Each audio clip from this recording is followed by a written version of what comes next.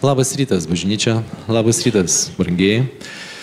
Iš tiesų gera su jumis būti čia vėl šį šaltą, vėjuotą ir snieguotą gruodžio rytą, bet tuo geriau mums, nes mes Dievo namuose, mes kartu, mes Dievo žodėje, Dievo dvasioje. Ir iš tiesų norėčiau šiandien susirinkimą pradėti 112 psalmės žodžiais, kurią šiandien girdėsime iš arčiau, girdėsime visą šią psalmę. Girkite viešpatį, palaimintas žmogus, kuris viešpatės bijosi ir jo įsakymus labai mėgsta. Todėl mes ir esam palaiminti, kad bijomės viešpatės, jo įsakymus mėgsti. Vienas iš jo įsakymų yra lankytis jo namuose, nepamiršti savųjų susirinkimų. Todėl mes ir esam čia. Sveikinu jūs su tuo. Informaciją šiandien norėčiau pristatyti štai tokią. Prašome išjungti tarnavimo metu telefonų garsus, kad netrukdytų klausyti pamokslo. Šiandien Dievo žodžiu mums patarnaus mūsų brolis Ričardas Beniušis. Ačiū Dievui už Ričardą. Ričardai, žinai, jog visada tavo pamokslas mums laukiamas. Mūsų pastorius yra išvykęs patarnauti į Druskininkus. Ir atsiverskime, kaip ir minėjau, 112 psalmę, kuris skamba taip. Girkite viešpatį, palaimintas žmogus, kuris viešpatės bijosi ir jo įsakymus labai mėgsta. Jo palikuonis bus galingi žemėje, palaiminta bus dorųjų karta. Jo namuose bus gerovė ir turtai, jo teisumas pasiliks per amžius. Dorajam šviesa nušvinta tamsoje. Jis yra maloningas, kupinas gailestingumo ir teisus. Geras žmogus pasigaili ir skolina. Jis teisingai savo reikalus tvarko. Jis nesvyruos per amžius. Amžinai bus minimas teisiojo vardas. Bloga žinia jo neišgąsdins. Tvirta yra jo širdis, nes jis pasitiki viešpačiu. Įsitvirtinusi jo širdis. Jis nebijos, kol pamatys sugėdintų savo priešus. Jis beturčiams dovanas dosniai dalina. Jo teisumas pasilieka per amžius. Jo ragas iškils garbingai. Nedorėlis tai matys ir graušis, dantimis grieš ir nyks. Nedorėlių troškimas pražus. Štai tokia psalmė. Ir ateikime pas viešpatį trumpai maldoje prieš tarnavimą ir nukreipkime savo žvilgsnius į jį. Viešpatė, ateiname pas tave padėkoti, palaiminti, girdėti tavo balsą, viešpatė. Haleliuja, ačiū tau, kad surinkai mus šiandien ir vėl, viešpatė. Ačiū tau, kad esame tavo bažnyčia, kad esame tavo ganyklos avys, Dieve. Ačiū tau, kad tavo dvasia yra mumyse, kad jį veda mus, Dieve. Ačiū tau, Dieve, kad nukreipi mūsų širdies akis, nukreipi mūsų dėmesį, žvilgsnius į savo žodį šiandieną. Atlaisink ir atverk mūsų širdis, dvasias giesmiai, tavo patarnavimai mums, viešpate. Ačiū tau, Dieve. Ačiū tau, viešpate, kad tu kartu. Amen. O dabar kviečiame visus giesmai.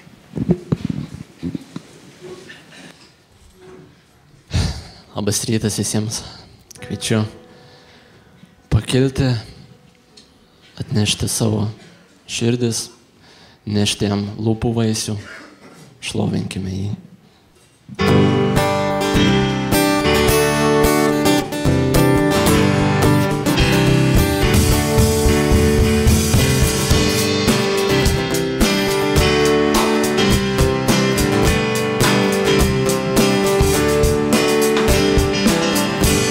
Tave keliu rankas ir nešu tą lūpų vaisių. Trokštu būti tavyje ir kvėpuoti tavo laisvę. Į tave keliu rankas ir nešu tau lūpų vaisių. Trokštu būti tavyje ir kvėpuoti tavo laisvę. Tu į žemę atėjai, išpirk manęs ir ant kryžiaus nugalėjai nuodėmę. Prisikėlę šlovėje, sėdi Tėvo dešinėje. Jėzau, šlovinu tave.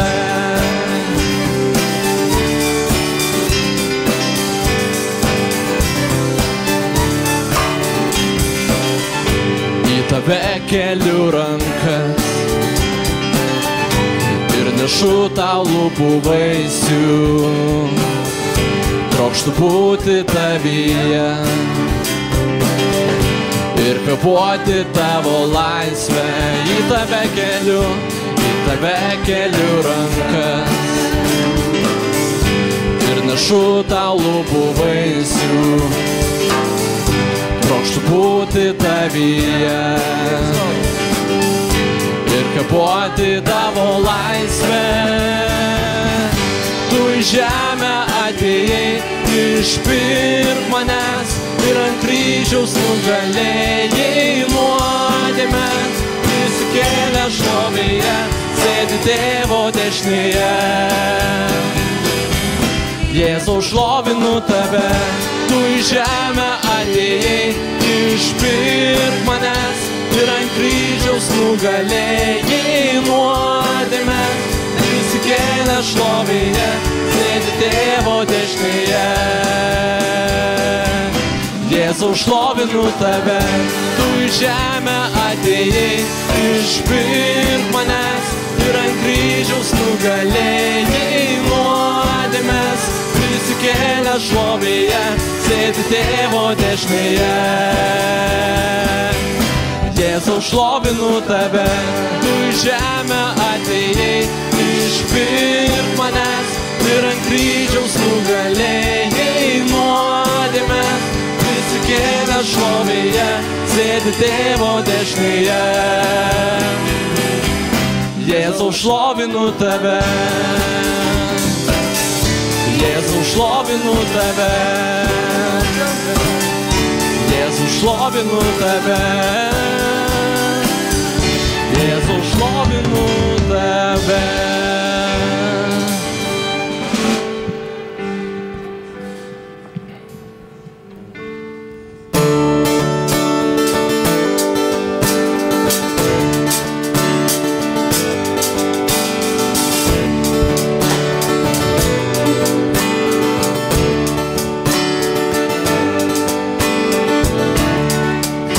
Slepi gilų skausmą širdį, jei našta nuodėmės per sunki, Jėzus mus šaukia.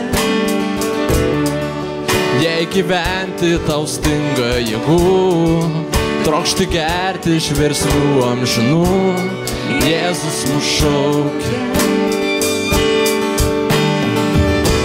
Ateikit prie kryžiaus, prie Tėvo rankų ištiestų, atleido, nuplovė tave brangiu sūnaus krauju.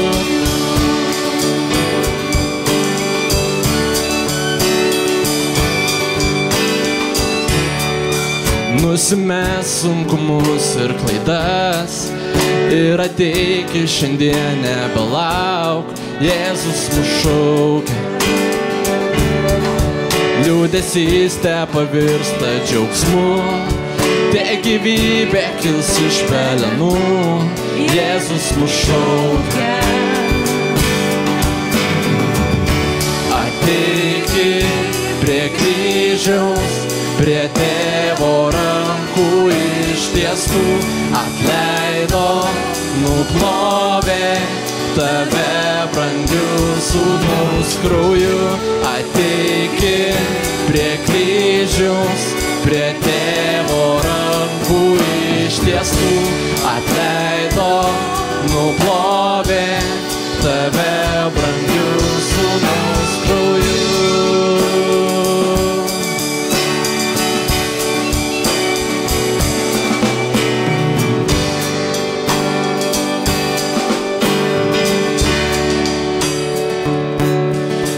mus išgelbsti, o koks jis nuostabus, šauk aleliuja, Kristus gyvas, lenkimės jam, viešpats jisai visų, šauk aleliuja, Kristus gyvas,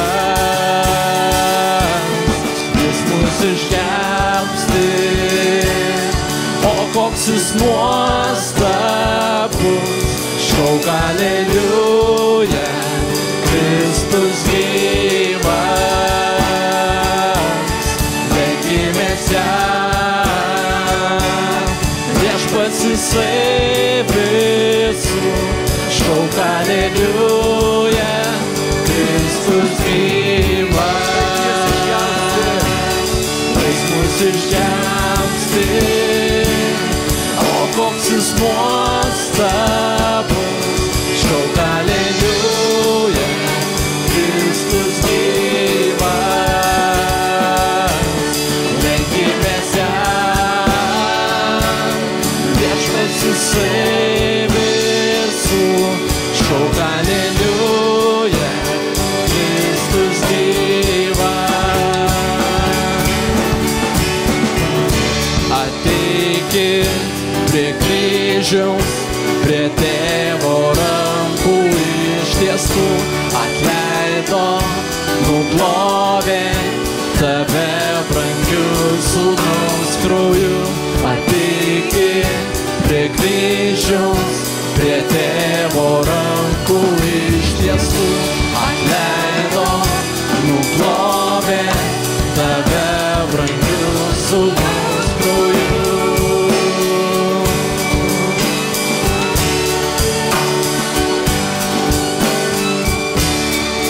Neški kryžių jo atlygio lauk, Kristus keldamas žemėje tarnauk.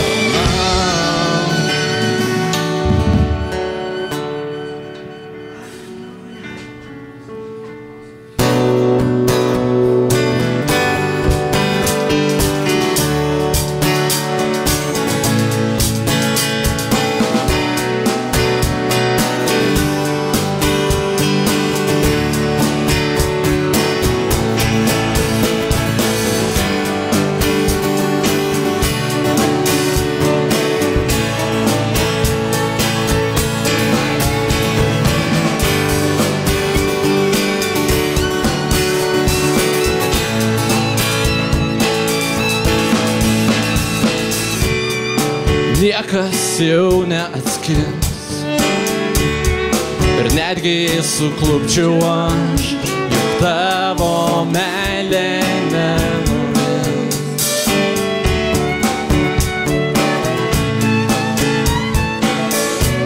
Žinau, aš darau klaidas, malonė tavo rodo kelią man, juk tavo meilė nenumins.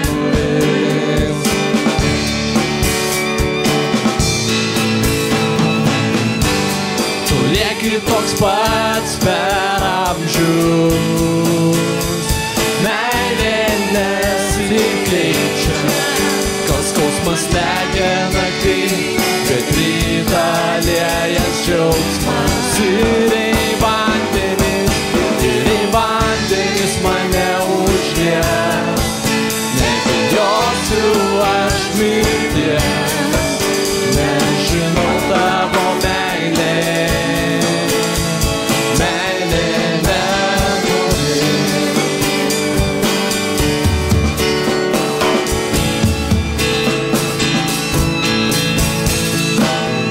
Stiprus vėjai ir gelmė gili, bet aš ne vienas šiam ilgam kely, juk Dievo meilė nenuvirs.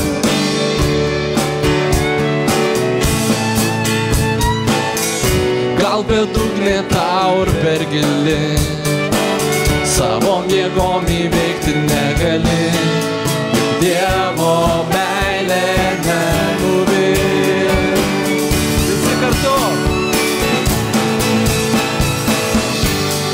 lieki toks pats per amžius. Meilė nesikeičia, tas skausmas nekena tik, kantrybė dėja džiaugsmas. Ir vandenis mane užlies, nebijosiu aš mirties, nežinau tavo meilė nenuvirs.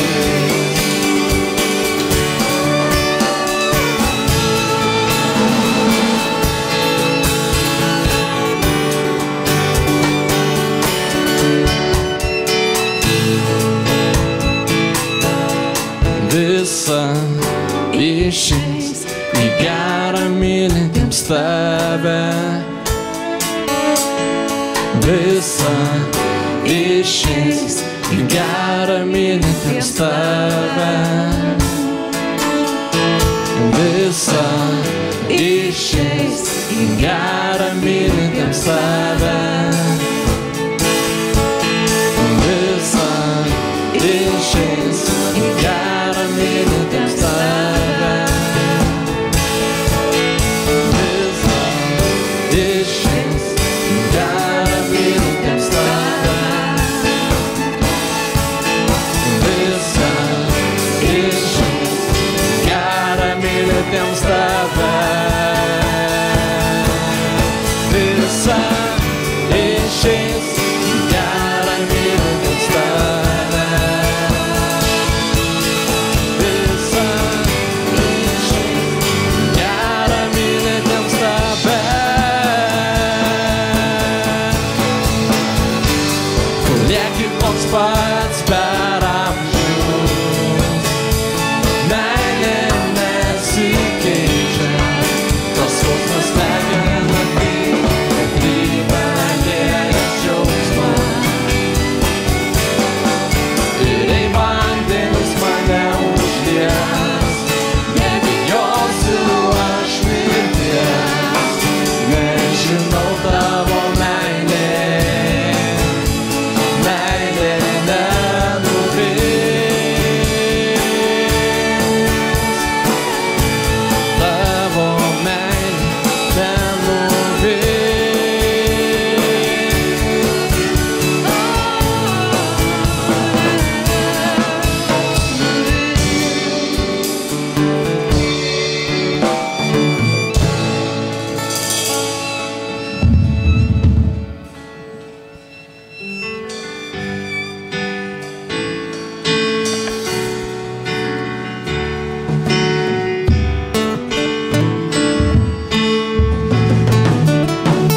kaltes manas nešiai, dėl jų mirei, kad gyvenčiau laisvas. Nuo šiol tau priklauso, aš girsiu tavo gerumą per amžius. Aukštinam tave, Jėzau, vertas tu šlovės ir visos garbės. Aukštinam tave, Jėzau, vertas tu šlovės ir visos garbės.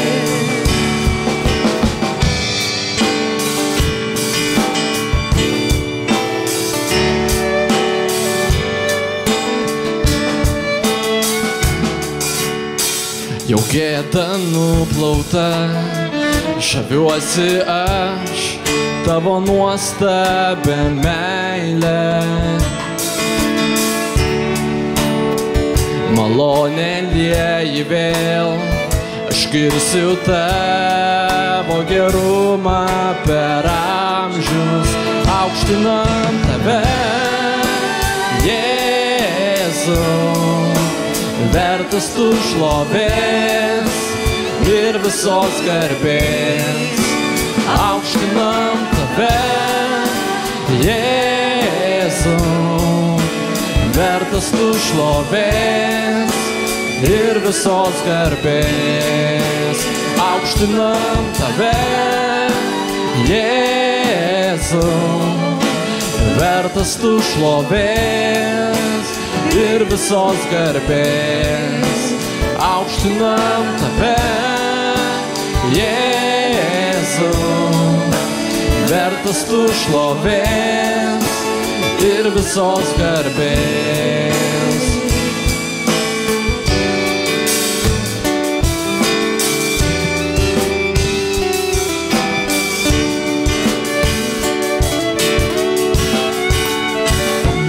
Būk išaukštintas danguje, tu pripildai mūsų šlovę, vertas gyros vien tik tu, tavo vardas virš visų. Būk išaukštintas danguje, tu pripildai mūsų šlovę, vertas gyros vien tik tu, tavo vardas virš visų. Būk išaukštintas danguje, tu pripildai mūsų šlovę, vertas gyros vien tik tu, tavo vardas virš visų. Būk išaukštintas danguje, tu pripildai mūsų šlovę, vertas gyros vien tik tu, tavo vardas virš visų. Būk išaukštintas danguje, tu pripildai mūsų šlovę, vertas gyros vien tik tu, tavo vardas virš visų. Būk išaukštintas danguje, tu pripildai mūsų šlovę, vertas gyros vien tik tu, tavo vardas virš visų.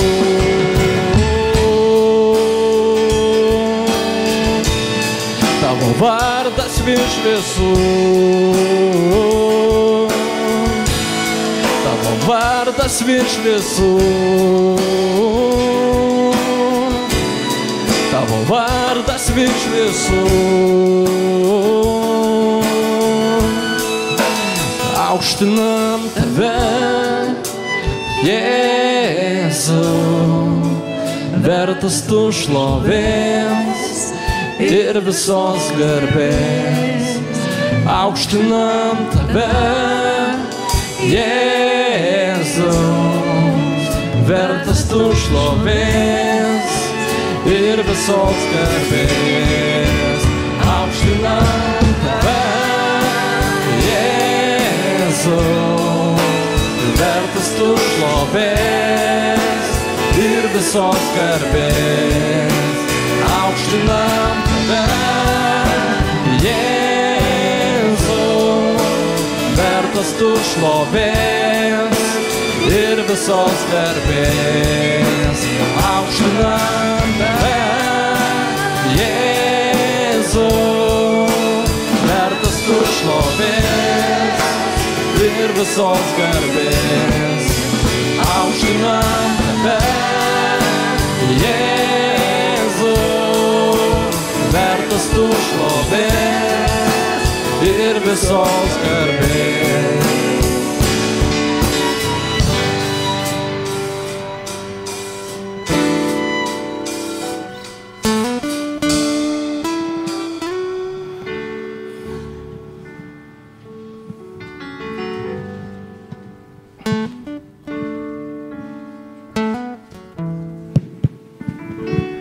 Aleliuja viešpatie.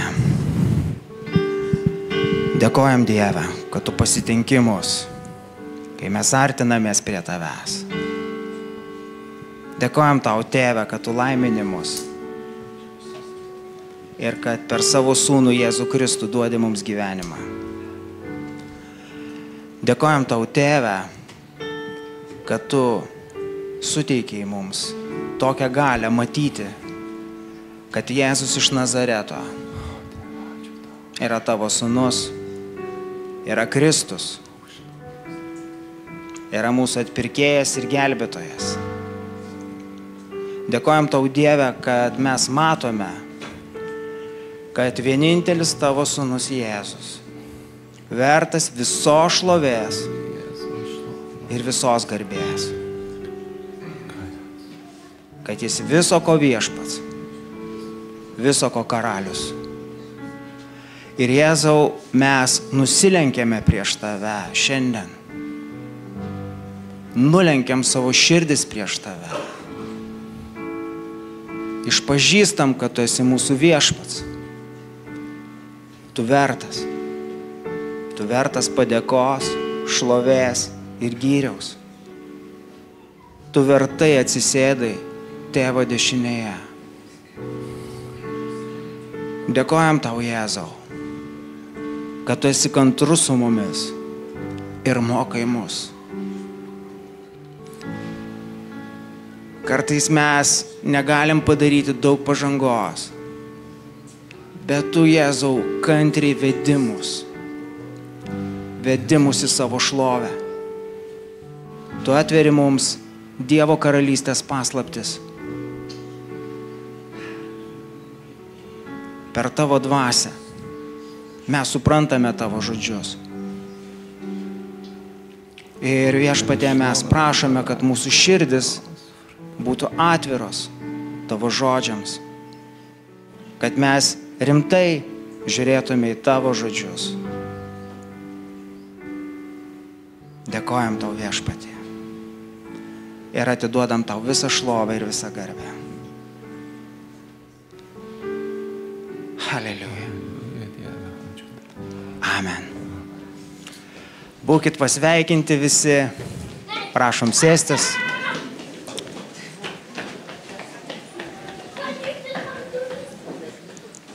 Taigi išsitaisykite. Jeigu šalia turite laisvų vietų, pakvieskite brolių seseris prisėsti šalia.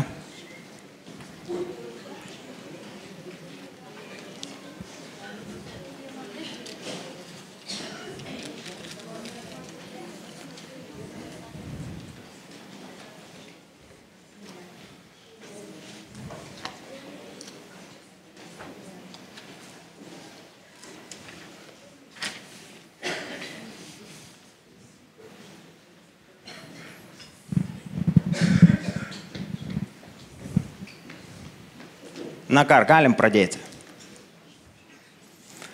Tai tada pradėkim nuo pradžių, nuo pradžios knygos. 3 skyriaus, 1 eilutė. Gyvatė buvo gudresnė už visus žemės gyvūnus, kuriuos Viešpats Dievas sutvėrė. Ji tarė moteriai, ar tikrai Dievas pasakė, nevalgykite nuo visų sodo medžių. Moteris atsakė gyvatei, mums leista valgyti sodo medžių vaisius, išskyrus vaisius medžio, kuris yra sodo viduryje. Dievas įsakė, nevalgykite nuo jo ir nelieskite jo, kad nemirtumėte. Gyvatė atsakė, nemirsite. Dievas žino, kad tą dieną, kurią valgysite nuo jo, atsivers jūsų akis ir jūs tapsite kaip dievai, pažindami gerą ir blogą. Ir mes žinome, kad Ieva skynė tą vaisių, valgė, davė Adomui ir jie prarado savo šlovę ir buvo išvaryti iš Dievo akivaizdos ir artumo. Taigi, matome, kaip Ieva buvo testuojama. Pradžioj buvo Ieva patikrinta, ar jinai tikrai žino Dievo žodį.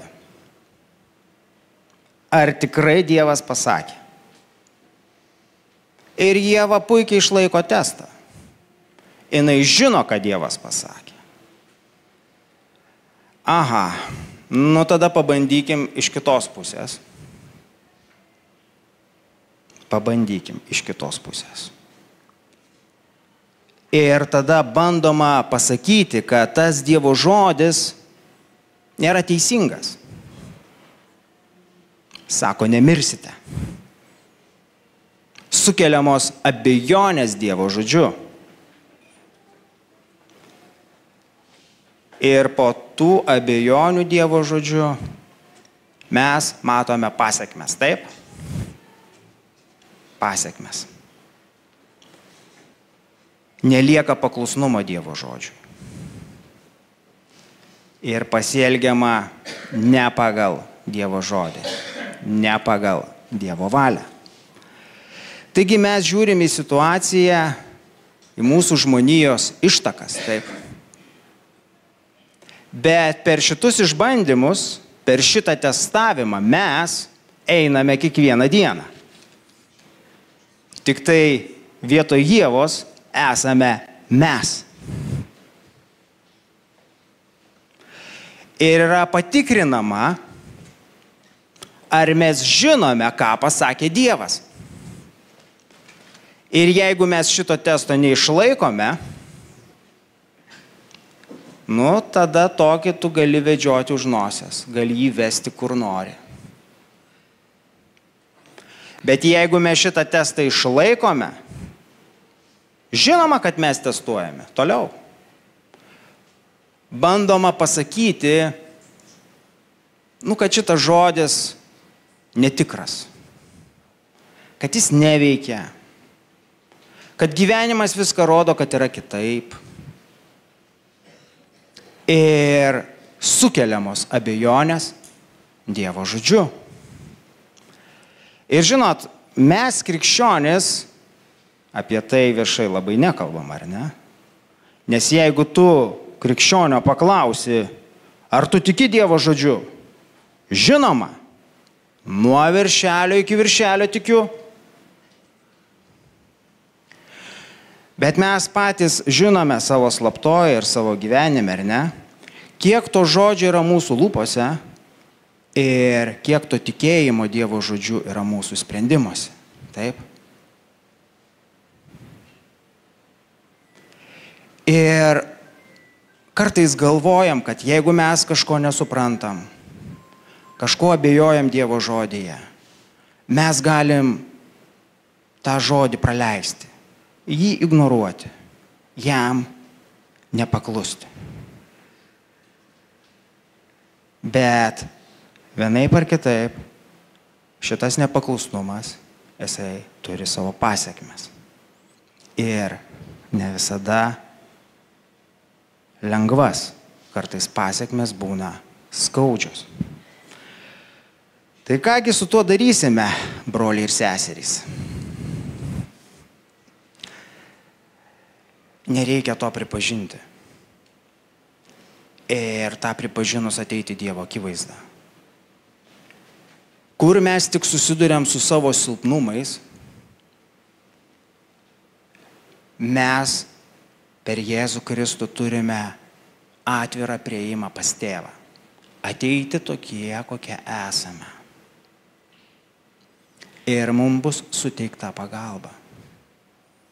Mums bus atleista, mes būsim sustiprinti. Mes būsim pamokyti. Bet pirmas punktas, kurį turėtume pirmiausiai daryti, tai skaityti Dievo žodį. Skaityti Dievo žodį. Kad žinotume, ką Dievas pasakė. Žinot, stebiu mūsų jaunuolius, krikščionis jaunuolius. Ir lyginu su savim, kai aš buvau jaunas. Aš irgi tikėjau, kai man buvo 18. Ir aš atsimenu, kaip mes žiūrėjome į Dievo žodį ir kaip žiūri dabartiniai mūsų jaunuoliai. Ir tu matai, kai pamokslininkas pasako rašto vietą, kaip elgiasi jaunas žmogus. Jisai atsiverčia turinį. Aha, turinys suskirstytas. Senasis testamentas, naujasis testamentas. Ir dabar galvosūkis, kurioj daly yra ta knyga. Čia. Tada jisai suranda tą knygą, žiūri, koks puslapio numeris. Tada jisai atsiverčia tą puslapį, randa tą knygą ir tada ieško skyriaus. Rado skyrių, rado rašto vietą. Valio. Žinot, mes taip nedarydavom. Mes nesivadovaudavom turiniu. Todėl, kad mes labai daug skaitėme Bibliją. Ir mes žinojom visą Biblijos struktūrą. Žinom, kas po ko eina.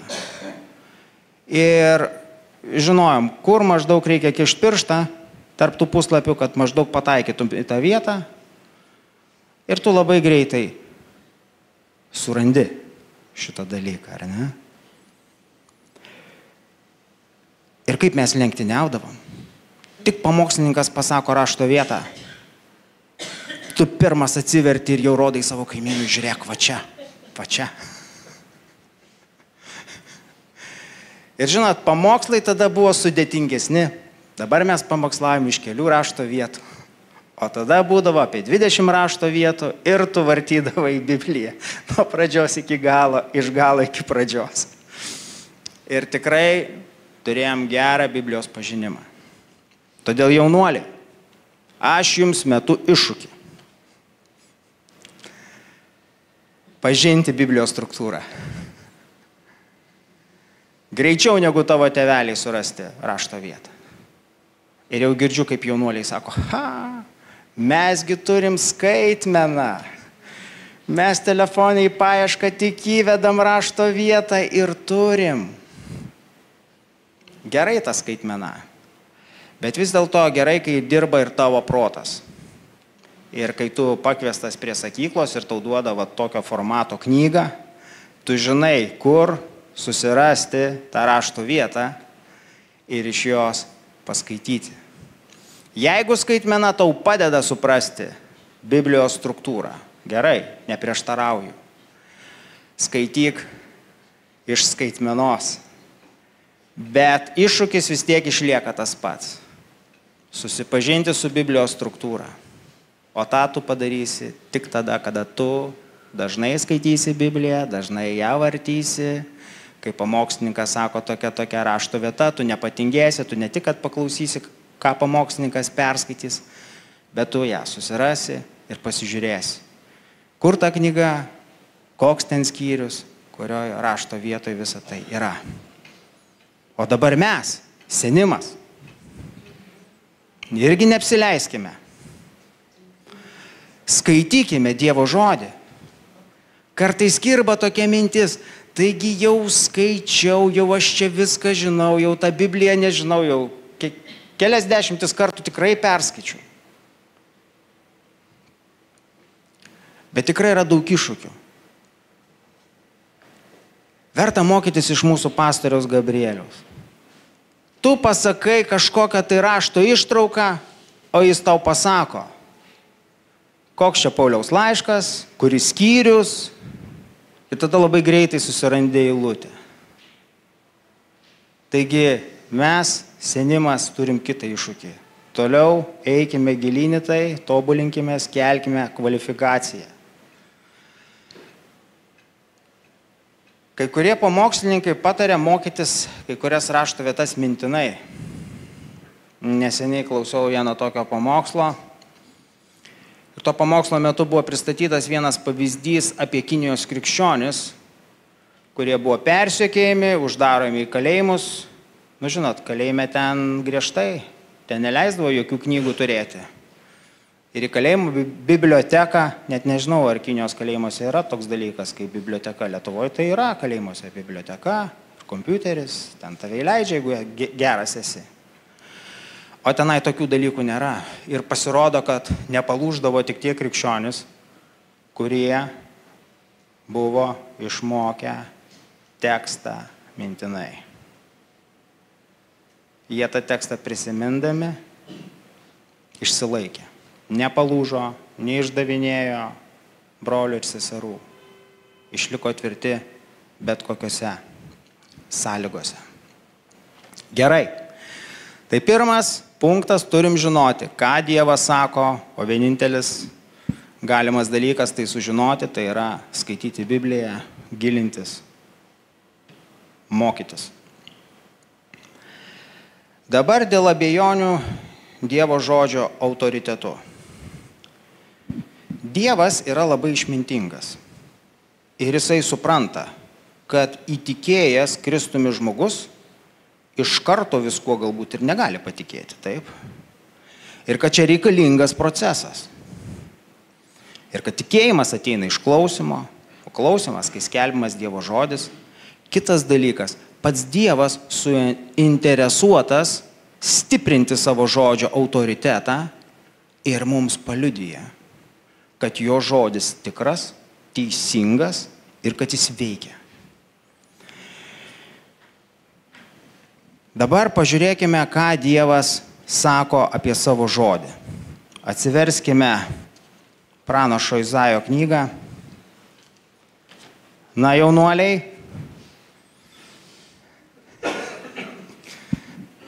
praktikuokimės. 55 skyrius. Paskaitysiu nuo 8 eilutės. Viešpats sako, nes mano mintis yra ne jūsų mintis ir mano keliai ne jūsų keliai, sako viešpats. Nes kiek dangus yra aukščiau už žemę, tiek mano keliai aukščiau už jūsų kelius ir mano mintis už jūsų mintis. Kaip lietus ir sniegas krinta iš dangaus ir nesugrįžta, bet sudrėkina žemę, padaro ją derlingą ir duoda sėklos sėjėjui bei duonos valgytojui. Taip ir mano žodis, kuris išeina iš mano burnos, nesugrįž tuščias, bet įvykdys mano valią ir atliks tai, kam yra siųstas. Taigi Dievas budi ties tuo, kad jo žodis išsipildytų, kad tuščias nesugrįžtų. Ir tikrai mes susidurėm su tam tikrais dalykais, kai tikrai atrodo neveikia. Neveikia, atrodo viską darau, kaip pasakyta, bet neveikia. Visada turim prisiminti, kad mūsų mintis tai ne viešpaties mintis, taip? Ir matyti yra kažkokios tai priežastis, yra kažkas tai. Ir tą mes tikrai turim galimybę aiškintis, artindamiesi prie jo ir laukdami jo. Tai, kad mes kažko nesuprantame, ar mums atrodo kažkas kitaip, tai nereiškia, kad Dievo žodis yra neveiksmingas. Viešpats savo žodžiu patvirtina, kad jo žodis, jisai tuščias, nesugrįžta. Ir jis tikrai dirba su mumis ir tikrai liudija mums per įvairias gyvenimo situacijas, kad jo žodis yra tikras ir veiksmingas. Ir pats esu patyręs, kai net pagaugai nueina per kūną, ant kiek tikslus yra Dievo žodis, kaip viskas tiksliai išsipildo ir būna taip tiksliai, kaip jis yra pasakęs. Taigi, Dievo žodžio autoritetas mūsų širdise įtvirtinamas per klausimą, kai skelbiamas jo žodis, taip mes įgyjame tikėjimą ir kita dalis viešpats pats paliudija ir patvirtina tai mūsų gyvenimuose akivaizdžiais, tikrais pavyzdžiais. Dabar dėl nepaklusnumo Dievo žodžiui. Žinot, jeigu mes kažko nesuprantam, ar kažkur priešinamės Dievo žodžiui, nepasiduodam Dievo žodžiui, Dievo žodis vis tiek galioja. Ir vis tiek įvyksta taip, kas turi įvykti, kas Dievo yra numatyta. Paimsiu keletą pavyzdžių. Patarlių knygoje 18 skyriuje 2 eilutėje pasakyta, kvailiui nerūpi išmintis, o tik parodyti, kas yra jo širdyje. Ir šitas pasakymas yra toks tikslus Ir aš tai matau šiomis dienomis. Koks yra tikslus pasakymas, kad kvailiui iš tikrųjų nerūpi išmintis. Jeigu žmogui nerūpi išmintis, nerūpi tikri faktai, tai yra kvaila. Tai yra kvaila. Ir jis pasiruošęs parodyti visą, kas yra jo širdyje. Ir paprastai jo širdyje nėra taurūs ir geri dalykai. Šiandien kvailys šaukia ant akademiko profesoriaus ir aiškina, kad jie neteisūs. Bet kur jo stiprybė? Jis turi 1000 ar 2000 sekėjų. Ir tai yra jėga. Ir pasirodo, dalis visuomenės priima tai kaip rimtą argumentą.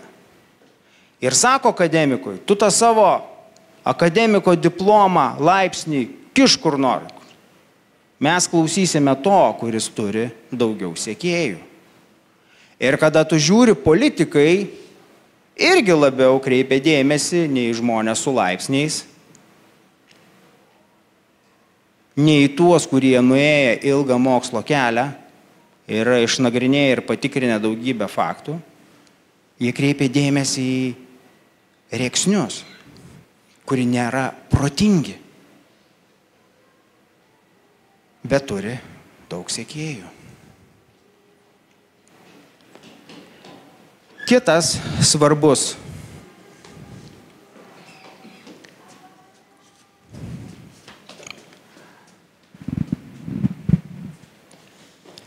pavyzdys, aš manau, šiam laikui. Užrašytas Patarlių 23 skyriuje nuo 31 eilutės. Parašyta, nežiūrėk į vyną, kad jis raudonas, spindi stikle ir švelniai nuryjamas. Galiausiai jis įgelia kaip gyvatė ir suleidžia nuodus kaip angis. Tada tavo akis nukryps į svetimas moteris ir tavo širdis kalbės iškrypusius dalykus. Tu būsi lyg miegantis viduryje jūros, lyg snaudžiantis laivo stiebo viršūnėje. Tu sakysi, jie sudavė man, bet nesužeidė. Jie mušė mane, bet aš nejaučiau, kai aš pabusiu ir vėl gersiu. Mėly krikščionys, būkim atsargus su alkoholiu.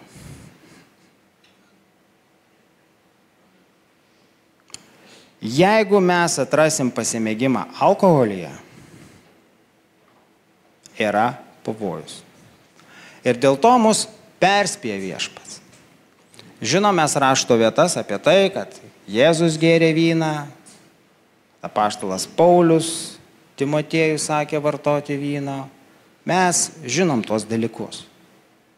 Aš nekalbu, nesakau, kad visiška abstinencija ir taip toliau, neturiu teisės taip sakyti.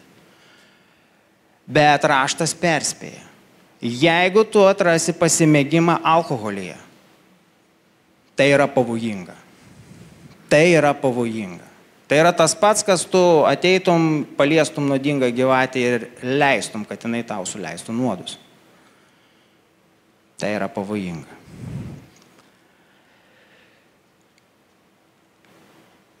Dar vienas epizodas iš žmonijos gyvenimo, dėl ko pats Viešpats, jisai perspėjo ir dalis žmonių laikėsi jo nurodymų, dalis nesilaikė. Bet nepriklausomai nuo to vyko tai, kas vyko, kas Dievo buvo numatyta ir pasakyta. Ir žmonių gyvenimai ir likimai priklausė nuo to, kaip jie reagavo į Jėzaus pasakytus žodžius. Evangelijoje pagal Matą 24 skyriuje taip pat ta istorija minima ir Morkaus Evangelijoje 13 skyriuje. Yra kalbama apie tai, kai Kristus su mokiniais jie išeina iš šventyklos Jeruzalėje Ir mokiniai rodo į nuostabius statinius. Jie grožisi ir sako, viešpatie, pažiūrėk, kaip čia viskas gražu. Ir žinot, viešpats sako taip netikėtai, kad čia neliks akmens ant akmens.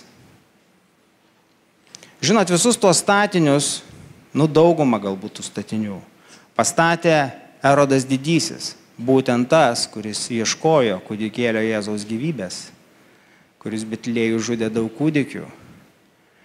Jis pasižymėjo statybų projektais. Jis buvo prisižiūrėjęs Romos imperijoje daug gražių architektūrinių statinių ir daug ką bandė įgyvendinti Jeruzalėje. Ir ta šventikla, kurią atstatė grįžę iš tremties žydai, jūs pamenate Ezro knygoje, kai padėjo pamatus šventyklos, kurią norėjo atstatyti, tai tie senieji, kurie matė pirmąją šventyklą, tai verkė, nes atrodė taip menka palyginus su tuo, kas buvo. O jaunoji karta džiaugiasi, kad vis tiek bus šventykla atstatyta. Tai Erodas, jisai pertvarkė tą šventyklą, išpuošė ją, pagražino ją. Ir mokiniai žavėjosi tais visais architektūriniais sprendimais ir tais dideliais akmenimis. Ir viešpats sako, neliks akmens ant akmens. Ir aišku, mokiniam buvo labai įdomu. Ir jie prisiartino prie Jėzaus ir pradėjo jo klausinėti, tai kada čia visa tai vyks, kada čia ta pasaulio pabaiga, kada tavo atėjimas. Ir Jėzus pradėjo pasakoti ir tai yra pranašystė. Jūs galite paskaityti ir galbūt šiomis dienomis, kai pasaulis toks neramus, jūs skaitote tą ir 24 skyrių, ir Evangelijos pagal Matą, ir Morkaus 13 skyrių. Ir tikrai žiūrime ir matome tam tikrus ženklus. Ir kaip viešpats sako, nebijokite. Tai turėtų mus iš tikrųjų nuteikti viešpaties sugrįžimui. Tai yra ženklai, viešpaties sugrįžimo ženklai. Ir žinot, toj pranašystėje jisai dalį skiria Jeruzalės likimui. Ir sako, kai jūs pamatysite tą Danieliaus nupasakotą sunaikinimo bjaurastį ar pabaisą, stovinčią ten, kur jos neturėtų būti, bėkite į kalnus. Bėkite į kalnus. Jeigu esi ant namo stogo, nelip žemyn, tu turi greitai evakuotis. Ir Jėzus susakė visus tos dalykus. Ir aš tikiu, kad apaštalai jie perdavė šitą žodį, šitą pranašystę visiems Jėzaus mokiniams. Ir Jėzus buvo pasakęs, tai pranašystė kaip įdomu, kad sako, šita karta nepraeis, kol visa tai vyks. Ir kai kas galvojo, palauk, tai aš sulauksiu ir Jėzaus Kristaus atėjimo. Bet Jėzus turėjo minty įvykius, kurie bus susiję su ta sunaikinimo pabaisa bjaurastimi. Ir žinot, labai natūralu, kai kyla karo pavojus ir grėsmė, tu bėgi į sustiprintą miestą ir ten slėpiesi. Nes istorijos bėgėje daugybę kartų pasiteisinė šitas sprendimas. Tu įlendi į miestą už aukštų sienų ir žiūrėk, užpuolėjas metus, du niekaip tavęs negali iškrapštyti iš tenai. Ir tu taip apsisaugai, užpuolėjas pavargsta, išsenka resursai, užpuola kiti priešai, reikia pasitraukti ir taip toliau. Ir žinot, prieš 70-uosius mūsų eros metus, tai yra dar nepraėjo ta karta, dar nebuvo visi išmirę, tie Jėzaus Kristaus karto žmonės. Tai karta apie 30 metų. Kadangi žydai sukilo prieš Romos imperiją, norėjo nusimesti Romos imperijos jungą, jiems sekėsi pradžioj, jie sumušė nemažą romėnų kariuomenę, bet žinot, Roma jinai niekada neleido tokių dalykų, kad sukilėliai nebūtų nubausti. nes tai tik tai paskatintų kitas provincijas sukilti. Tai pasiuntė galingesnę kariuomenę su išmintingesniu vadovu, Vespasijanu. Ir jie atėjo į Judėją. Ir jie ėjo labai gudriai, pradžioje užiminėjo mažesniuosius miestus. Ir po biškį žiedų supo Jeruzalę. Taigi tie, kas pamatė tą sunaikinimo pabaisą ir prisiminė Kristaus žodžius ir rimtai kreipė dėmesį juos ir bėgo į kalnus, po to iš tų kalnų galėjo pasitraukti į nuošalesnės, ramesnės, karo neapimtas vietas. Bet tie, kas padarė sprendimą eiti į Jeruzalės miestą ir ten kažkaip tai išgyventi arba sulaukti karo pabaigos, jie padarė savo blogą darbą. Nes kada romėnai apsupo Jeruzalę, pačiame mieste pasidarė blogiau.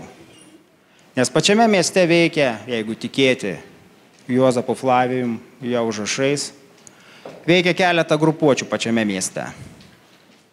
Ir jie plėšė gyventojus, žudė, atiminėjo maistą. Ir tiesiog viduje miesto siautė badas, ligos. Ir kai kurie gyventojai jau meldėsi, kad greičiau Romos imperija paimtų šitą miestą. Geriau patekti į romėnų rankas, negu kęsti visą tai, ką jie ten visi kentė tame mieste.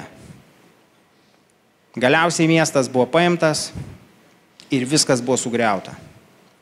Ir buvo palikta tik tai, kaip mes dabar vadinam, raudų siena, kuris stovi po šiai dienai. Tas fragmentas buvo paliktas vien todėl, kad romėnai taip sakė, tegul visi pasižiūri, kokį žygdarbį padarė Romos kariuomenė, kokia galinga yra ta Roma. Ir kai šiandien mes matom tą raudų sieną, aš niekada prie jos nesu buvęs, bet tu matai, kad be galo didžiuliai luitai.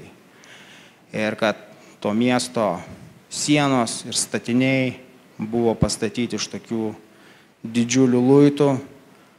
Ir kad Romos gale įveikė ir šitą miestą ir viską sugriovė. Taigi,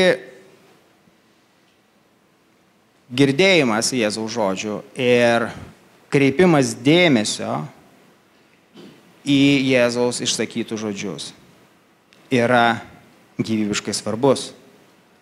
Ir mums, krikščionims, tai irgi yra svarbus šitas išpranašautas Jeruzalės likimo išsipildymas, nes ką mums sako, jeigu išsipildė ta dalis, vadinasi, išsipildys ir kita. Tai yra kaip ženklas. Išsipildė ta dalis, išsipildys ir visa kita. Ir kartais kai kurie žmonės skaitydami šitus Jėzaus žodžius, šitą Jėzaus pranašystę, kartais jie pakritikuoja. Tai čia galėtų Jėzus viską ir aiškiau susakyti. Kažkaip tai chronologiškai išdėlioti. Atskirti, kas Jeruzalei, kas ne Jeruzalei. Žinai, dabar čia toks ir tu čia turi dabar ką čia, turi tuo tikėti. Bet jeigu jūs pastebėjote, labai dažnai viešpats pateikia žodį taip, kad iš klausytojų reikalauja nuolankumo. Viską viešpats pasakė gerai. Tik tu turi būti nuolankus, tu turi palenkti savo ausį ir pasigilinti. Įdėmiai pasižiūrėti, nepaviršutiniškai. Ir visada išdidžiam žmogui yra pretekstas atmesti tą žodį.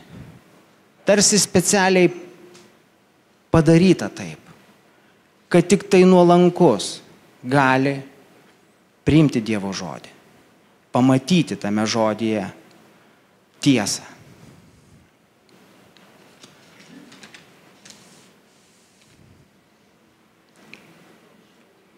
Dabar atsiverskime Izaijo knygos 66 skyrių.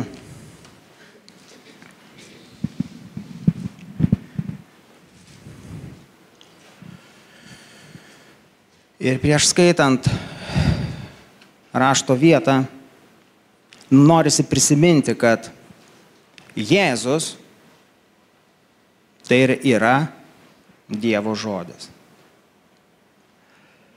Ir koks mūsų santykis į Dievo žodį, toks mūsų santykis į patį viešpatį. Žodis tapo kūnu ir gyveno tarp mūsų, ar ne?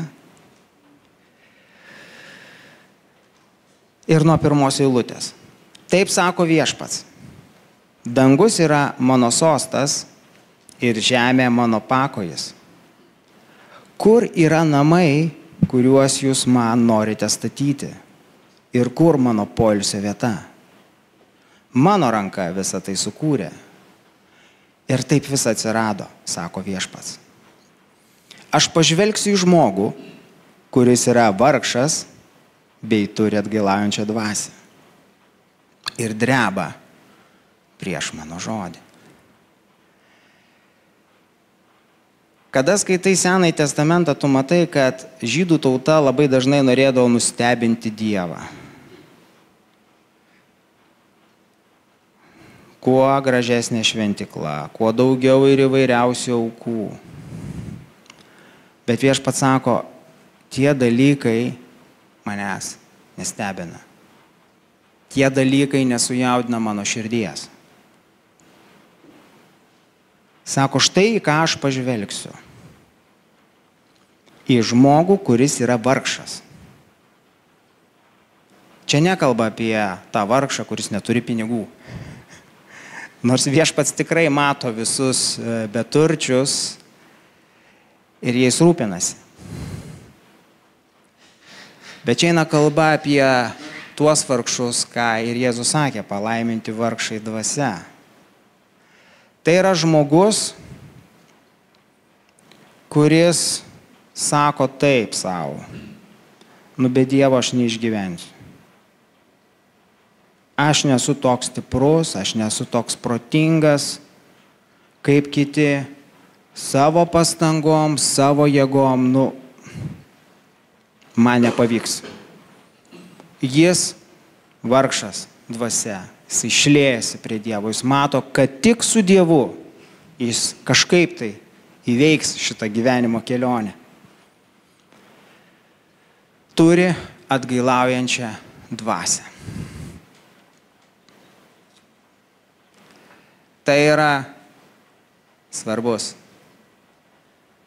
dalykas, svarbus širdies bruožas, atgailaujanti dvasia. Ir iš tikrųjų būkime jautrus atgailai. Būkime jautrus.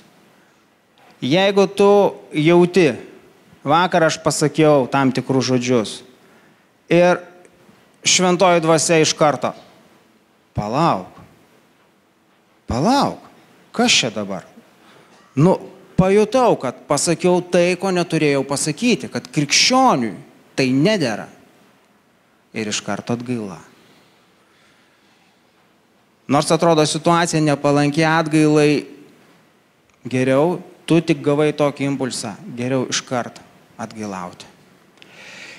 Kitas dalykas, suvokim tokį momentą, kad kai mes pajuntame raginimą atgailai, supraskime, kad tai ženklas, kad Dievas mus myli.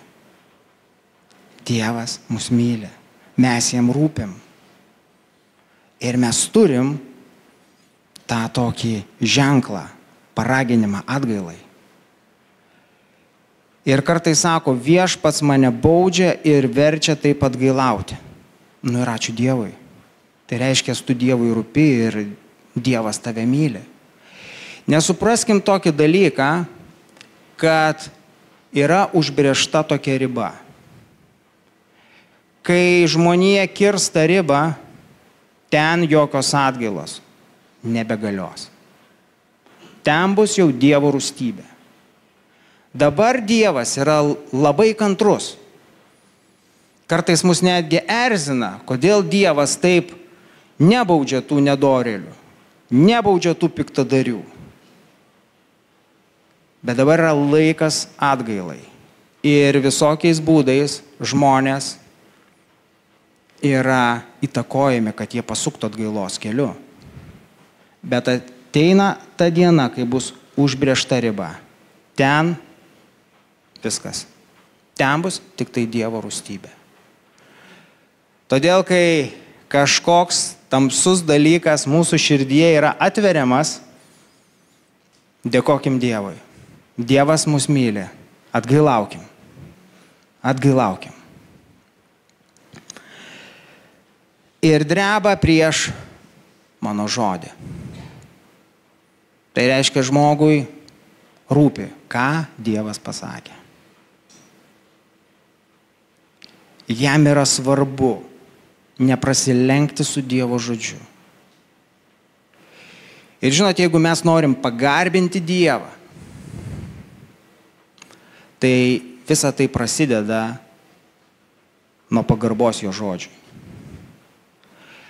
Gal mes tikrai ne viską suprantame, ne viską mokame, ne viskas mums pavyksta, bet pats požiūris, Dievo žodis yra svarbus.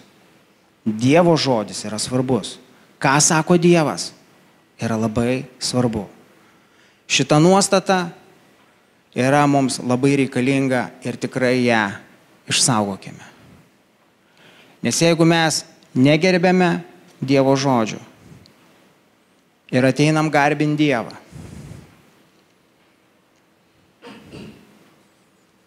viešpats nepažvelgs. Nepažvelgs.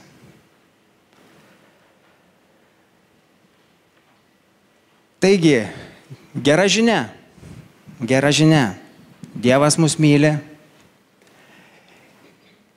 Ir žinot, kaip atsirado noras pasidalinti taip, kaip pasidalinau. Turėjau tokį išgyvenimą, kad atsirastų tas vidinis poslinkis. Kreipti dėmesį į Dievo žodį. Vidinis poslinkis. Jeigu nors kažkiek tai pas mus atsiranda tas vidinis poslinkis, klausytis, ką sako Dievas, kreipti dėmesį į jo žodžius, vau. Tėve, mes dėkojam tau. Dėkojam už tavo žodį, nes jis yra mūsų šviesa. Tu sakai, kad ne tik žmogus gyvas duona, bet ir tavo žodžiu mes priimam tai kaip tiesą, pripažįstame tai, norime labiau matyti tai viešpatyje. Norime to vidinio poslinkio mūsų širdise kreipti dėmesį į tavo žodžius. Gerai žinoti, ką tu sakai. Ir kad mūsų širdise būtų ta nuostata. Būtų ta nuostata. Kreipti dėmesį į tai, ką tu sakai. Kad tai mums būtų svarbu. Kad mes to neignoruotume viešpatyje. Kad mes būtume tie žmonės, vargšai dvasia, atgailaujančios širdies, drebantis prieš tavo žodį. Žinome, kad mūsų jėgomis tai yra neįmanoma. Bet mes ateiname pas tave su malda ir prašome tavo malonės eiti šiuo keliu. Vis tolyn ir tolyn, Dieve. Dėkojam tau. Jėzaus vardu. Amen.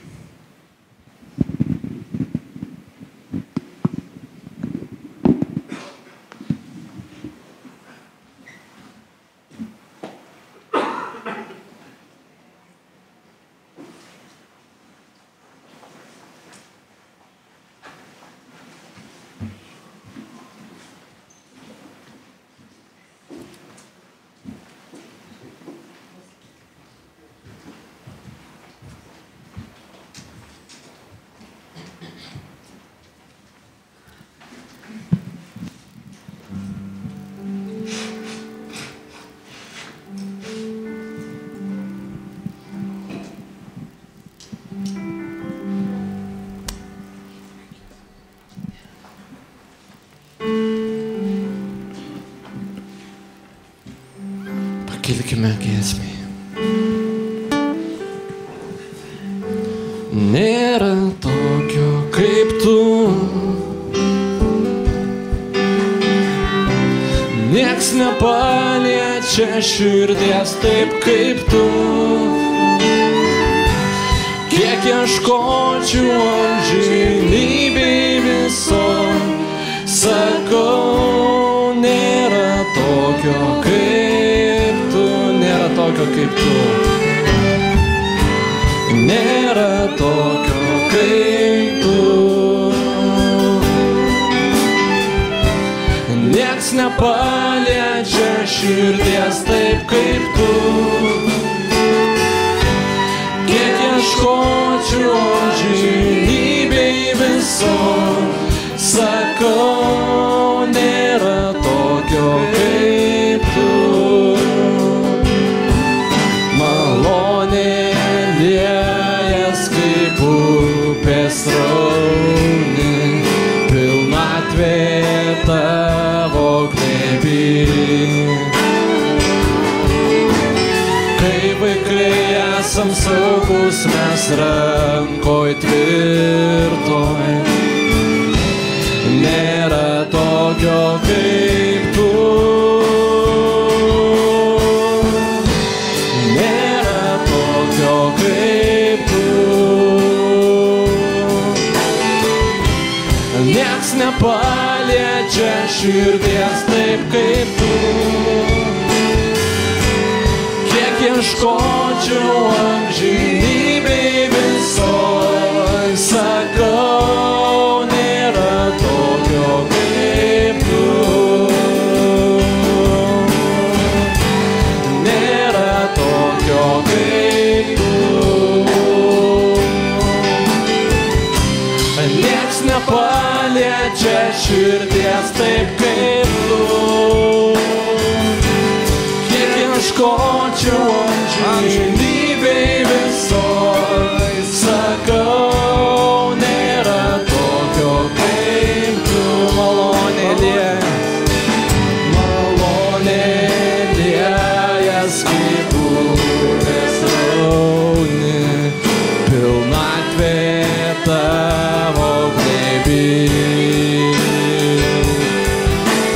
Kai vaikai esam saugus mes rankoj tvirtoj, nėra tokio kaip tu. Nėra tokio kaip tu. Nieks nepaliečia širdies taip kaip tu. Kiek ieškočiau amžinybėj visoj, sakau, nėra tokio kaip tu. Nėra tokio kaip tu. Viešpatie, nieks nepaliečia širdies taip kaip tu. Kiek ieškočiau amžinybėj visoj, sakau, nėra tokio kaip tu. Kiek ieškočiau. Kiek ieškočiau amžinybėj visoj, sakau, nėra tokio kaip tu. Kiek ieškočiau amžinybėj visoj, sakau, nėra tokio kaip tu.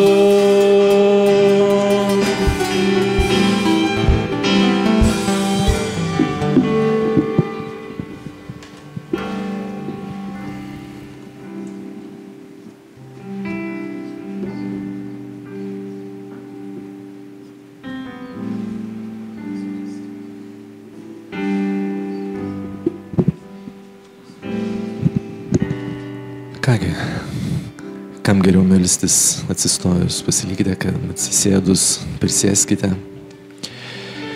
Ir iš tiesų ateikime pas Viešpatį. Ateikime pas Viešpatį, atneškime jam savo ir bažnyčios poreikius.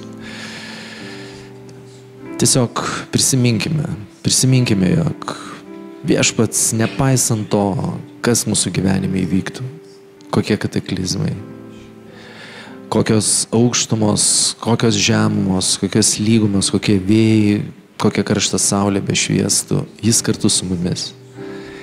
Jis kartu su mumis ir kas beivyktų, tiesiog atneškime jam tai, kas yra mūsų širdyse, nes būtent to jis laukia. Haleliuja Viešpatie, haleliuja Dieve, ateiname pas tave kaip bažnyčia, kaip tavo vaikai, kaip tavo kūnas, Dieve. Haleliuja Viešpatie, atnešme tau šitus poreikius. Dieve, žinome, Dieve, dalis iš jų yra mūsų klaidų, mūsų nepažinimo, mūsų netikėjimo rezultatas, Dieve. Ir Viešpatie, bet žinome, jog visą tai leidytų įvykti tik tai tam, kad subrandintų mumyse vaisių. Tu esi šalia visada, Viešpatie. Šitų poreikių akivaizdoje mes drąsiai kreipiamės į tave, žinodami tavo gailestingumą, pažindami tavo meilę, Dieve, žinodami tavo meilės auką atneštą už mus ant kryžiaus, Dieve. Dėl mes su visų tikėjimu galime tarti, tu pervesi, Viešpatie. Tu išlaisvinsi, Dieve, tu suteiksi sveikatą šiandien, Dieve. Padėsi pasveikti, Viešpatie. Iš visų ligų. Pervesi per bet kokius kalnus, Dieve. Haleliuja, Dieve. Dieve, dėkojame tau. Tiesiog dėkojame tau, nes visą tai, ko reikia, tu mums davėjai. Visą tai, ko reikia, tu jau įdėjai į mus per savo šventąją dvasią, Dieve. Haleliuja, tiesiog leis pamatyti tai šiandien, ko reikia mums. Ko reikia šią akimirką, Dieve, kokį žingsnį žengti, kaip mąstyti, Dieve, kaip tikėti, kaip galvoti, Dieve, apreikšk mums savo kelius, Dieve. Dieve, apreikšk mums kiekvienam savo kelius, Viešpatie. Dėkojame tau, kad visos, haleliuja, visos kalnai bus, Viešpatie, pajudinti, visos upės, Viešpatie, išsausintos, jeigu tu tai pasakysi. Mes dėkojame ir žinome, kad tu atsakysi šitos poreikius, Dieve. Ačiū tau, Dieve. Ačiū tau, Viešpatie. Ačiū tau, Dieve. Ačiū tau, Dieve. Jėzaus Kristaus vardu. Ir šiandien, kadangi bus nemažai informacijos, norėsiu pereiti prie aukų. Išties galite prisėsti. Kaip tai dažnai būna gyvenime su Viešpačiu. Aš irgi galvodamas apie aukas, Viešpats labai lietė gailestingumo ir dosnumo temą. Tiesiog šiandien girdint Dievo žodį būtent šitais aspektais labai džiaugiausi, man labai džiugu, nes noriu jums priminti, kad mūsų aukos nėra vien tik Dievo įsakymo vykdymas. Žinot, pasako viršininkas, pasako Dievas ir mes vykdom. Ir mes nieko negalvojam, mes tiesiog vykdom iš to tokio klusnumo. Taip, klusnumas yra viena, bet Viešpats siekia mumis išugdyti gailestingumą ir dosnumą. Kaip ir minėjau, šiandien vis pažvelgsime į 112 psalmę ir štai 112:5 sako, geras žmogus pasigaili ir skolina. Jis teisingai savo reikalus tvarko. Reiškia, gailėtis yra gera ir teisinga. 9. Jis beturčiams dovanas dosniai dalina. Jo teisumas pasilieka per amžius. Dosnumas yra teisumo išraiška. Todėl pažvelkime į savo širdį ir aukokime šiandien gailestingumo ir dosnumo aukas.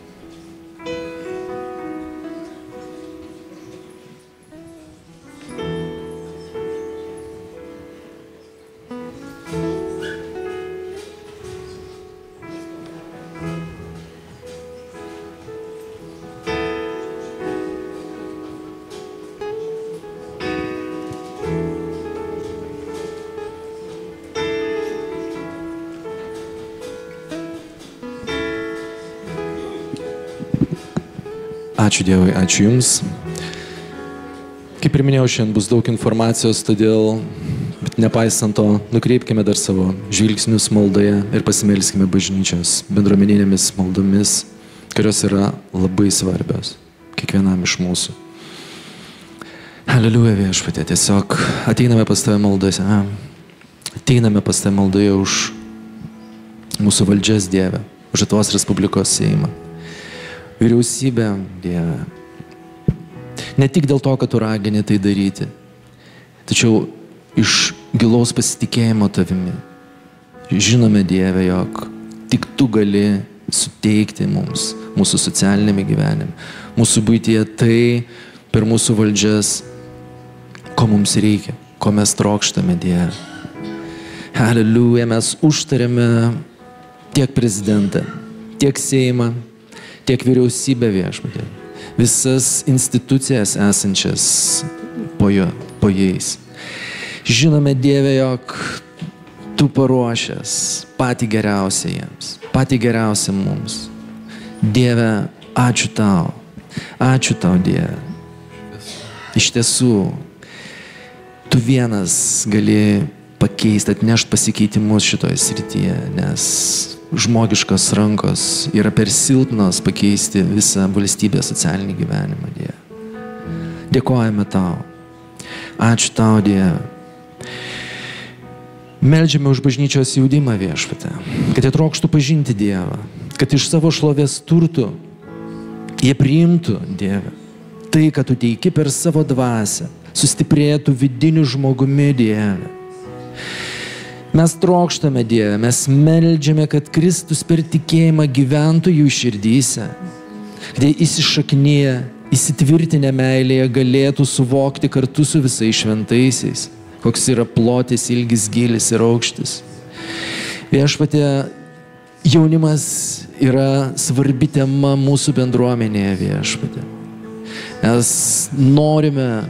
Mes iš tiesų meldžiame Tavęs, jog jaunimas augtų dievotas, kad jis pažintų Tave, Dieve, pažintų Tavo kelius, pažintų Tavo gailestingumą, pažintų Tavo dosnumą, pažintų Tavo laisvę nuo bet kokių priklausomybių, Dieve. Kad jie būtų ne tarnai, bet Tavo draugai, Dieve. Kad jie būtų bendradarbiai, Dieve, to, kad Tu darai jų gyvenimuose ir aplink juos. Dieve, dėkojame Tau. Dieve, dėkojame Tau už mūsų jaunimą, už jaunimą mūsų šeimose, Viešpatie. Taip pat ir už paauglius, už vaikus, Viešpatie. Ačiū Tau, Dieve, jog Tu kiekvienam esi paruošęs jam kelią. Įvesk kiekvieną iš jų į tai, ką esi paruošęs, Viešpatie. Ačiū Tau, Dieve. Ačiū Tau, Viešpatie. Taip pat mes meldžiame bendruomenę, kad drąsiai dalytumėmės Evangeliją. Dieve, kad žmonės turėtų tą galimybę šauktis to, kuris stovi ir beldžia į jų duris. Dieve, kad būtume tie, kurie supažindina netikinčią sielą su Kristumi, kad paimtumėme tuos raktus ir atrakintumėme duris. Haleliuja. Dieve, Tu žinai laikus, Tu žinai, kada yra laikas ir nelaikas. Dieve, mes to nežinome. Ačiū, Dieve, kad Tu ragini mus tai daryti tikint, nesvarstant, tikint, Dieve, kad kiekvienoje situacijoje, kiekvienoje akimirkoje yra galimybė pasidalinti Evangeliją žodžiu arba darbu, arba auka, Dieve. Mes meldžiame, Dieve, jog būtume Tavo karalystės, Tavo amžinybės, Tavo atėjimo liudytojai, kad nebūtumėme ne tik tai vartotojai, Viešpatie, bet dėkojantis už Tavo dvasios dovanas, už Tavo dvasios buvimą mūsų širdyse, Dieve. Mes meldžiame, kad būtume Tavo bendradarbiai skelbiant Evangeliją, dalinantis ją. Viešpatie, gyvenimas vyksta aplink mus. Ir mes nenorim apgaudinėti savęs, jog sakydami, jog ne, tokių situacijų nėra, tokių galimybių tiesiog nebūna mano gyvenime. Ne. Tikrai žinome, jog tu viešpatie esi paruošęs mums ir žodį, ir darbą aplink mus, tame gyvenime, kurį mes gyvenam, Dieve. Sustiprink mus tame, nes tai nėra lengva, viešpatie. Sustiprink mus, suteik mums malonės, išminties, nes viso to mums reikia, Dieve. Halleluja, kad neštume vaisių tavo karalystį, kad neštume vaisių, Dieve, į tavo aruodus, kad būtume tavo vynogyno šakelės. Halleluja, viešpatie. Ten neslėpsime to miesto ir to žiburio, viešpatie, kurį tu uždegei mumyse. Ačiū tau, Dieve, ačiū tau, viešpatie, už visą tai, kad tu suteiki mums, dalinantis tavo žodžiu, viešpatie. Ačiū tau. Ir galop meldžiame viešpaties pagalbos Ukrainai, Dieve. Nes nesibaigia ir nesimato pabaigos šioje situacijoje, šitame karinėme konflikte, Dieve. Mes iš tiesų nepavarkime tikėti. Dieve, pamaitink mūsų tikėjimą, pamaitink mūsų viltį, kad matytumėme pergalę teisiųjų šiame konflikte, Dieve. Kad matytumėme tų karų ir karų gandų pabaigą.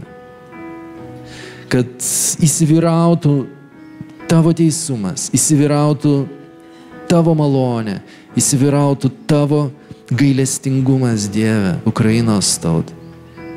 Halleluja, viešpatie. Mes prašome, kad jie turėtų viso to, ko reikia, apsiginti, Dieve.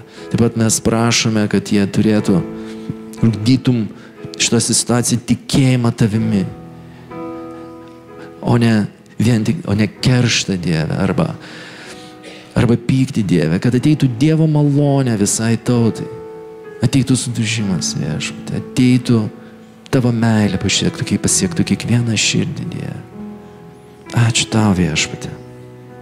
Ačiū tau už tavo pagalbą Ukrainai, Dieve. Jėzaus Kristus vardu dėkojame tau. Amen.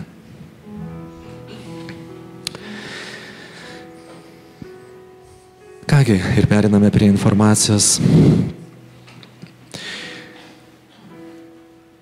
Trečiadienį malda ir pasninkas už renginį Vaikų kalėdas, taip pat už kitais metais prasidedantį Alfa kursą.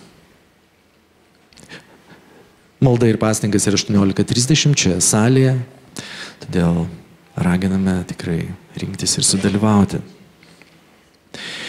Taigi, paminėtas Alfa kursas, iš tiesų mes galime rasti tokias skiltis, taip pat galime matyti smulkesnę informaciją internete apie nuo sausio 16 dienos organizuojamus Alfa kurso užsiėmimus. Ir priminsiu, jog tai yra neformaliai aplinkoje organizuojama 12 kassavaitinių susirinkimų, kur kalbama apie pamatinės krikščionybės tiesas, keliami klausimai apie gyvenimą, tikėjimą Dievą. Dalyvaudami kurse galėsite aptarti jums rūpimas temas su kitais atsakymų ieškančiais žmonėmis. Norėčiau paraginti, kad šalia savęs savo gyvenime tiesiog ar bažnyčioje, ar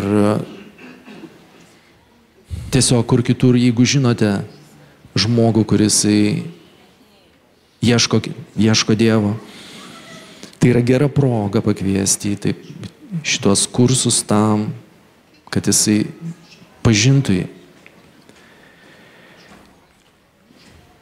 Nepraleiskime tokios progos, tiesiog pagalvokime kiekvienas, gal žinome, kokių žmonės galėtumėme pakviesti į šitą Alfa kursą. Taip pat gruodžio 20 dieną, penktadienį 18:30 vyks šlovinimo vakaras Kalėdų belaukiant. Tai puikus adventinis laikas pabūti tikinčiųjų tarpe, nukreipiant akis į viešpatį. Taip, tai ateinantį penktadienį iš tiesų organizuojame šlovinimo vakarą Kalėdų belaukiant. Planuojame, kad kartu su šlovinimu taip pat bus ir klasikinių giesmių. Planuojame taip pat ir jaunimo indėlį tame. Vėlgi, šiek tiek mus prispaudė ligos iš sąstato, bet vėlgi, todėl, kaip ir meldėme šiandien, tikimės jūsų maldų, jūsų pagalbos, kad visi būsime laiku, visi būsime vietoje penktadienį 18:30 su programa jums. Atvykime, tiesiog pasibūkime prieš Kalėdas. Pasibūkime kartu, nukreipkime akis nuo to šurmulio, nuo viso to, kas mus supa. Ir kaip vėlgi šiandien girdėjome, nukreipkime savo akis į Dievo žodį, į Dievo dvasią. Todėl laukime kiekvieno penktadienį 18:30. Taip pat norėčiau šiandien pristatyti dar šviežią, nesenai atvežtą ganytojo numerį. 2024 žiemos, iš tiesų skaičiau, tai yra nuostabus numeris. Jį galima, išties, gruodis puikus laikas. Kalėdos yra tas metas, kada mes galime šitą įrankį, šitą Dievo žodžio įrankį panaudoti tikrai daug kur. Savo darbovietėse, savo namuose, be abejo, savo aplinkoje. Išties, norėčiau atkreipti dėmesį į Gabrieliaus straipsnį gimimo, jis vadinasi gimimo liudijimas. Na ir žinome, Gabrielius iš tiesų meistriškai nutapo tą Jėzaus gimimo, primena Jėzaus visą gimimą, primena su to susijusius įvykius palydytus šventajame rašte. Ir kartu su tuo atkreipia dėmesį į labai svarbius niuansus, kurie mums aktualūs kiekvieną dieną. Nors atrodytų, Jėzus gimė ir štai mes Kalėdų dieną švęsime jo gimimo šventę, tačiau jo gimimas aktualus mums kiekvieną dieną. Apie tai ir yra šis straipsnis. Darius Širvys klausia savo straipsnėje, ko Dievas reikalauja 9 ir 10 įsakymų. Bažnyčia, koks yra 9 ir 10 Dievo įsakymas? Keletą atsakymų girdžiu, todėl visiems kitiems belieka perskaityti šį straipsnį ir atnaujinti savo pažinimą Dievo žodžiu. Išties, kaip ir sako, nesunku pastebėti, kad įsakymai nemeluok ir negeisk ne tik tarpusavyje susiję, bet remiasi pirmuoju Dievo įsakymu. Neturėsi kitų dievų, o tik tai mane. Ir iš tiesų, kaip šitas dekalogas mums aktualus šiandien? Koks santykis yra tarp nemeluok ir negeisk, pasirodo labai tiesioginis, labai tamprus. Ir įvairiais aspektais dėstomas Dievo žodis išties apie melo rūšis, apie geismo, kokios šaknys yra. Ar galima pakeisti savo norus? Susipažinkime su šio straipsniu, išties tai yra vertingas žodžio perlas šiandien. Taip pat yra įvairių, norėčiau dar taip pat atkreipti ir į informacinius straipsnius, Dalios Anašaitienės yra 2024 informacija apie rudens Lietuvos Evangelinio bažnyčio bendrijos sinodo posėdį, kuriame eilė klausimų, vienas iš jų buvo svarstytas pateikimas Lietuvos Respublikos Seimui ir Teisingumo ministerijai dėl bendrijos valstybės pripažinimo. Iš tiesų, intriga, todėl paskaitykite. Todėl paskaitykite, tai yra išties labai informatyvu. Ir kaip visada yra priedas, kurį galite padovanoti, orientuotas būtent į Evangelijos skelbimą. Norėčiau taip pat dabar pakviesti Abigailę ir Saulę, kurios pristatys mums apsilankymą Kėdainių dienos centre. Todėl suteikiu žodį joms. Sveiki visi. Mes norėjom labai trumpai pasidalinti tai, kad su studentais šį penktadienį, šeštadienį vykome į Kėdainių vaikų dienos centrą. Tavo svajonę turbūt pažįstat Deividą, Vilmą, Judenius, tai jie turi tą vaikų dienos centrą. Ir mes kartu vykome, tai čia buvo Vilniaus studentų grupelės iniciatyva, tai jie mus pakvietė prisijungti. Tai mūsų vyko 14, o vaikų buvo 10, tai mūsų buvo biški daugiau, bet keletą vaikų negalėjo dalyvauti, viskas gerai. Tikslas ir buvo kažkaip nuvykti, pabūti su tais vaikais, kurti tuos ryšius. Vilniaus studentai jau yra buvę tame vaikų dienos centre, tai taip palaikom tą ryšį. O jo, tas dabar laikas, kalėdos, šventės yra dar geresnė proga, nors visada labai gerai yra vykti tuos vaikų dienos centrus, bet dabar dar didesnė galimybė pasidalinti, ką tai reiškia, apie Kristų ir taip toliau, tai kažkaip manom, kad buvo labai prasmingas laikas ir Saulė papasakos, ką mes dar ten darėm. Sveiki, tai mes penktadienį atvykom, darėm keletą susipažinimų žaidimų, ėjom į lauką žaisti kartu, kuriam kartu vaidinimus, būtent iš Jėzaus gimimo istorijos. Ir kadangi labai daug buvo atsiliepimų, kad labai vaikai norėjo vaidinti, tai jiems labai patiko. Ir giedojom giesmes, girdėjome daug liudijimų. Ir sekančią dieną mes paskui kartu puošiam sausainius, karpiam snaigės ir darėm atvirukus. Tiesiog visi praleidom gerai kartu laiką. Jo, tai aš jums norėjau dar padėkoti, kad jūs meldžiatės už jaunimą. Tikrai tos maldos yra prasmingos, tai ačiū jums, kviečiu ir toliau melstis tiek už jaunimą, už paauglius, už vaikus, kad jie pažintų Kristų kaip ir dabar, bet kad ir tas darbas vyktų, kad mūsų gyvenimai tai atspindėtų, kad mes tarnautume, nes tai irgi yra ta dalis ir tokios misijos jos vyksta ir mums irgi reikia, kad mes augtume tame. Ir dar aš norėčiau, kad mes kartu kaip bažnyčia pasimelstume už tą vaikų dienos centrą labai trumpai, kad kiekviena šeima ten patiria savų sunkumų, yra bendravimo problemų, tai kad Dievas veiktų. Jie išgirdo žinią ir dabar čia yra Dievo darbas. Tai galim kartu pasimelst. Taip, Dieve, mes tau dėkojame, kad tu padėjai mums vykti kartu su studentais pas vaikus, parodyti meilę, rūpestį. Ir mes prašom, kad Evangelija, ta tavo šviesa, tavo žinia pasiektų tuos vaikus, kad tai veiktų jų širdis, jų gyvenimus, kad tie patys vaikai keistųsi, išeitų savo tų problemų, kad jų šeimos keistusi, patirtų tavo džiaugsmą, tavo ramybę, tavo viltį, Viešpatie. Mes tau dėkojame už tuos vaikus, už Judenius, Dieve, kad jie daro šitą didžiulį darbą. Prašom tavo malonės, pagalbos, pasirūpinimo. Jėzus Kristus vardu. Amen. Ačiū.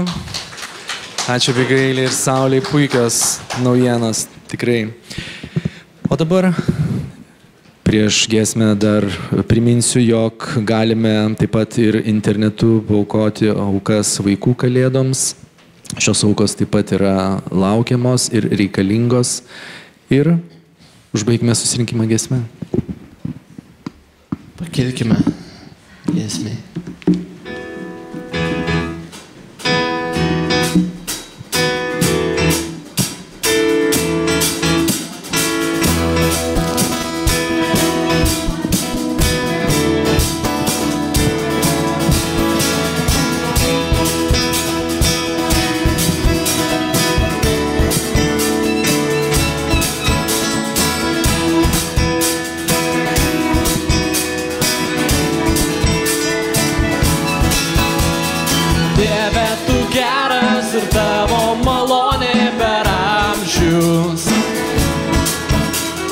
Dieve, tu geras geras ir tavo malonė per amžius.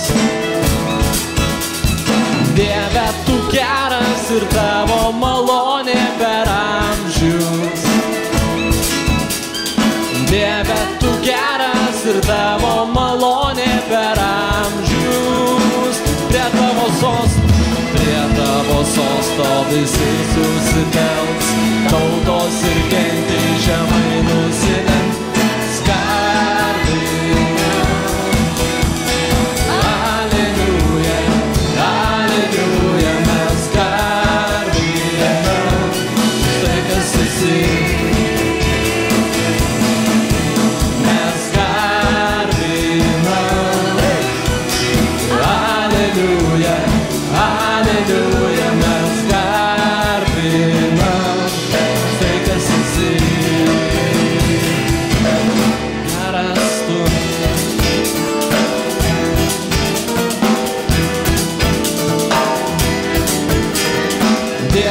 Tu geras ir tavo malonė per amžius.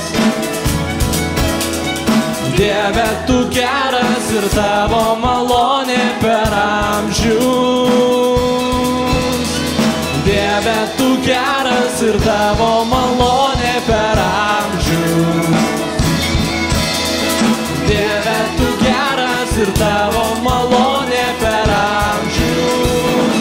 Prie tavo sosto visi susitelks, tautos ir gentys žemai nusilenks. Mes garbinam, Aleliuja, Aleliuja, mes garbinam už tai, kas esi.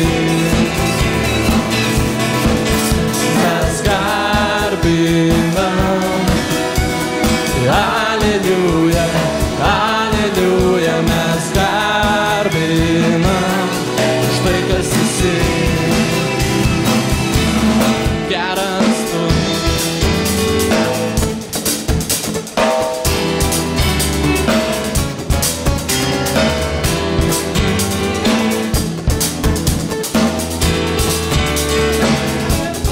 Visada geras tu, geras tu. Visada, visada geras tu, geras tu. Visada, visada geras tu, geras tu. Visada, visada geras tu, geras tu. Visada. Dieve, tu geras ir tavo malonė per amžius. Dieve, tu geras ir tavo malonė per amžius. Dieve, geras tu. Dieve, tu geras ir tavo malonė per amžius. Dieve, tu geras ir tavo malonė per amžius. Dieve, geras tu. Dieve, tu geras ir tavo malonė per amžius. Dieve, tu geras ir tavo malonė per amžius. Geras tu. Dieve, tu geras ir tavo malonė per amžius. Dieve, tu geras ir tavo malonė per amžius. Prie tavo sosto visi susitelks, tautos ir gentys mes garbinam. Aleliuja, Aleliuja, mes garbinam už tai, kas esi.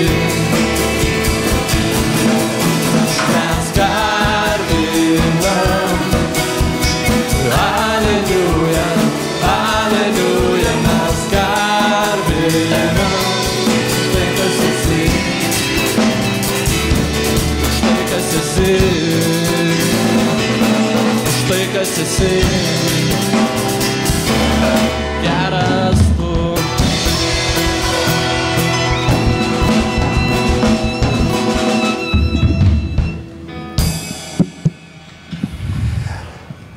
Dar nepabėkim, dar turim keletą dalių, labai paprašysiu jūsų, aš jau stengiausi kuo trumpiau, kad sutaupyt kelias minutės laiko. Kadangi melsimės už sergančius ar turinčius bėdų žmonės, kuriems reikalinga malda, jos pakviesim čia į priekį, prašytume tėvelių pasimti savo mažuosius vaikučius, jeigu galima dabar.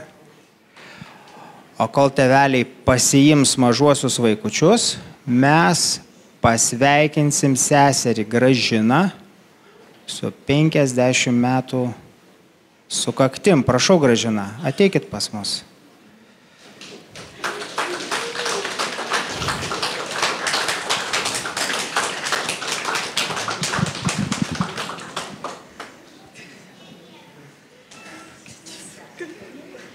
Taigi sveikinam Gražiną.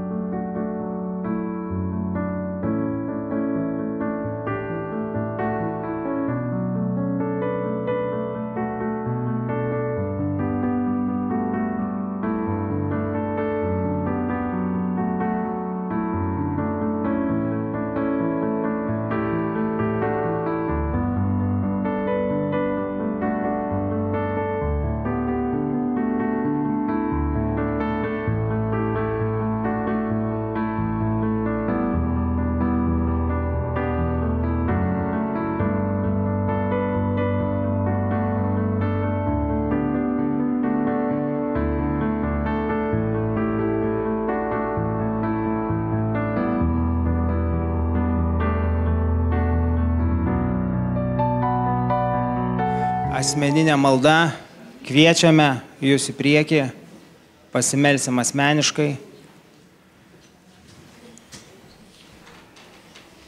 Na, kadangi matau, kad visų poreikiai kaip ir atsakyti, ar yra tokių?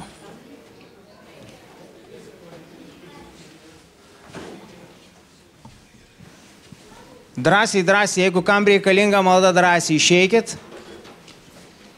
Jeigu tokių nėra, tai visus laiminam. Prisiminkim, kad apaštalas Paulius taip pat yra pasakęs, netiesa, kad Dievo žodis gali neišsipildyti. Žinokime, kad Dievo žodis visada išsipildo. Taigi būkite palaiminti, visiems stiprybės. O kas dar sugalvosit, kad reikalinga malda, prieikit prie manęs. Būkit palaiminti. Viso.